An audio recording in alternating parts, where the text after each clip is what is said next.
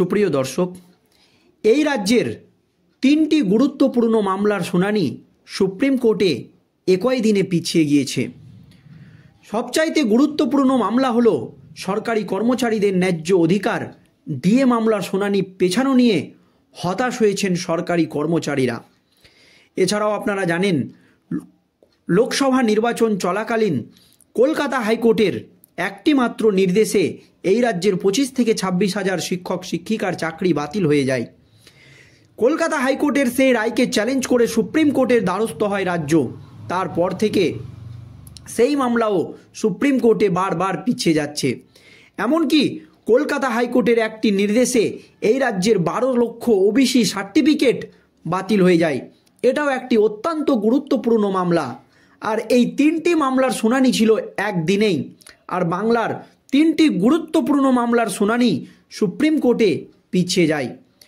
কিন্তু দুটো মামলার শুনানি পেছানোর পেছনে কারণ থাকলেও সরকারি কর্মচারীদের ন্যায্য অধিকার ডিএ মামলার শুনানির জন্য দীর্ঘ সময়ের প্রয়োজন।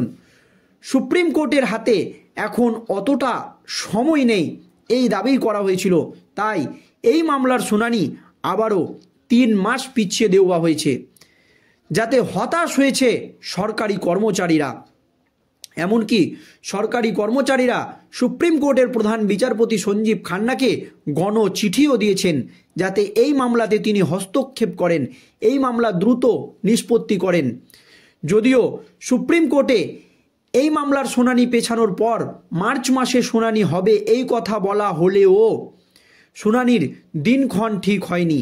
কিন্তু পরে এই মামলার দিন জানায় সুপ্রিম কোর্ট।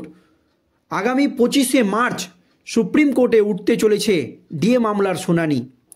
যখন একাধিক গুরুত্বপূর্ণ মামলার শুনানি সুপ্রিম কোর্টে বারবার পিছিয়ে যাচ্ছে, তখন সুপ্রিম কোর্টের প্রধান বিচারপতির একেবারে একটা নজিরবিহীন পদক্ষেপ, যা গোটা রাজ্য রাজনীতি তো বটেই, গোটা দেশ জুড়ে শোরগোল ফেলে দিয়েছে।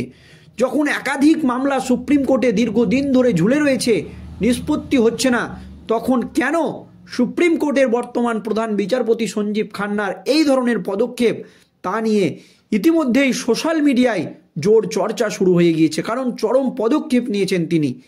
এমন পদক্ষেপ সুপ্রিম কোর্টের বর্তমান প্রধান বিচারপতি সঞ্জীব খান্না নিয়েছেন, এমন এই পদক্ষেপ সুপ্রিম কোর্টের কোনো প্রধান বিচারপতি বা কোনো বিচারপতি আগে নেননি। এই ধরনের পদক্ষেপ, কি পদক্ষেপ নিয়েছেন তিনি দর্শক দেখুন। সুপ্রিম কোর্টে ঝুলে রয়েছে বহু গুরুত্বপূর্ণ মামলা। সাম্প্রতিক অতীতে রাজ্যের একাধিক গুরুত্বপূর্ণ মামলার শুনানি পিছিয়েছে। এই আবহে ঘটতে চলেছে এক নজিরবিহীন ঘটনা সুপ্রিম কোর্টে। এবার একসঙ্গে ছুটি কাটাতে যাচ্ছেন দেশের প্রধান বিচারপতি সঞ্জীব খান্না সহ সুপ্রিম কোর্টের মোট 25 জন বিচারপতি। তিনারা একসঙ্গে ছুটি কাটাতে যাবেন।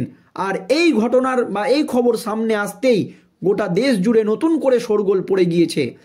জানা গিয়েছে সিজিআই খান্না নিজে এই ছুটির প্রস্তাব দিয়েছিলেন।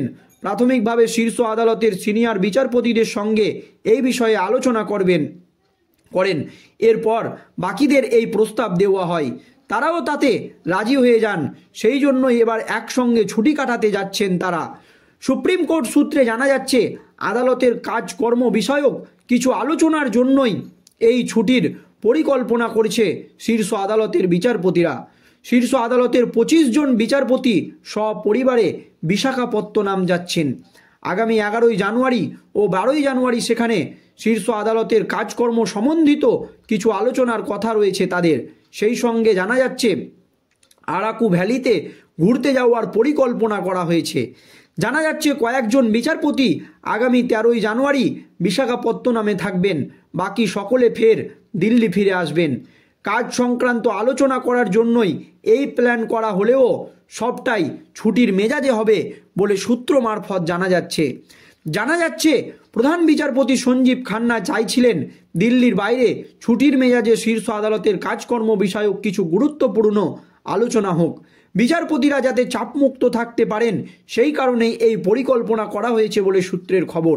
সুপ্রিম কোর্টের বিচারপতিরা লিভ ট্রাভেল কনসেশনের সুবিধা নিয়ে সম্পূর্ণ নিজের খরচে এই ছুটি কাটাতে যাচ্ছেন। তারা সরকারি খরচে ঘুরতে যাচ্ছেন না।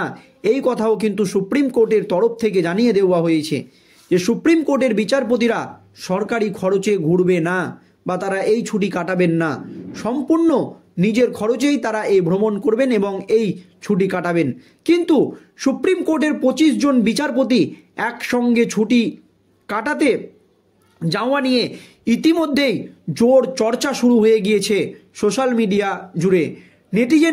নেটিজেনদের একাধিক প্রশ্নের মুখে পড়তে হচ্ছে বিচারপতিদের, কারণ এটি যেমন একদিকে নজিরবিহীন ঘটনা, তেমনি শীর্ষ আদালতে এখনও ঝুলে রয়েছে বহু গুরুত্বপূর্ণ মামলা। বছরের পর বছর সময় পেরিয়ে যাচ্ছে। সম্প্রতি বকেয়া ডিএ মামলা সহ রাজ্যের একাধিক গুরুত্বপূর্ণ মামলার শুনানি পিছিয়ে গিয়েছে সুপ্রিম কোর্টে। এমতো অবস্থায় শীর্ষ আদালতের 25 জন বিচারপতি একসঙ্গে ছুটি কাটাতে যাওয়ার বিষয়টি অনেকের অশোভন মনে হয়েছে। দর্শক, আপনারা জানেন কিছুদিন আগেই অর্থাৎ মঙ্গলবার সুপ্রিম কোর্টের একজন বিচারপতি জানিয়েছিলেন যে সরকারি কর্মচারীদের ন্যায্য অধিকার, যে ডিএ মামলার শুনানি যখন উঠেছিল তার বেঞ্চে, এবং তিনি জানিয়েছিলেন যে এই শুনানির জন্য দীর্ঘ সময়ের প্রয়োজন। সুপ্রিম কোর্টে প্রচুর গুরুত্বপূর্ণ মামলা দীর্ঘদিন ধরেই ঝুলে রয়েছে, সেই জন্য এই মামলাতে আরও একটু সময়ের প্রয়োজন এবং গুরুত্ব সহকারে দেখতে হবে। সেই জন্য এই মামলার শুনানি প্রায় 3 মাস পিছিয়ে দেওয়া হয়েছে, যার জন্য হতাশ হয়েছে সরকারি কর্মচারীরা। এমনকি সরকারি কর্মচারীদের আইনজীবী বিকাশ রঞ্জন ভট্টাচার্য সুপ্রিম কোর্টে দাঁড়িয়ে বলেছিলেন যে সরকারি কর্মচারীদের ন্যায্য অধিকার ডিএ মামলার শুনানির জন্য মাত্র 15 মিনিট সময় দরকার।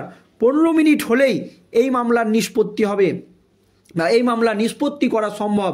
তারপরও বিচারপতিদের মনে হয়েছে যে না, এই মামলার দীর্ঘ শুনানির প্রয়োজন, তাই এই মামলাকে 3 মাস পিছিয়ে দেওয়া হয়েছে।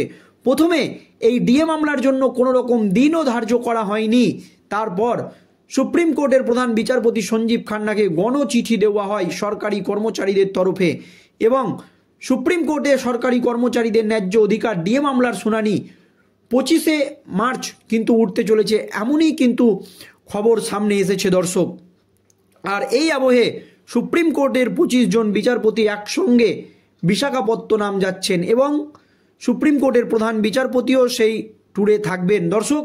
কিন্তু সুপ্রিম কোর্টের বিচারপতিদের তরফ থেকে জানানো হয়েছে যে তারা নিজেদের খরচেই যাচ্ছেন, কোনো সরকারি খরচ তারা নেবেন না। এই নিয়ে আপনাদের মতামত অবশ্যই ভিডিওর কমেন্ট বক্সে জানাবেন। ধন্যবাদ।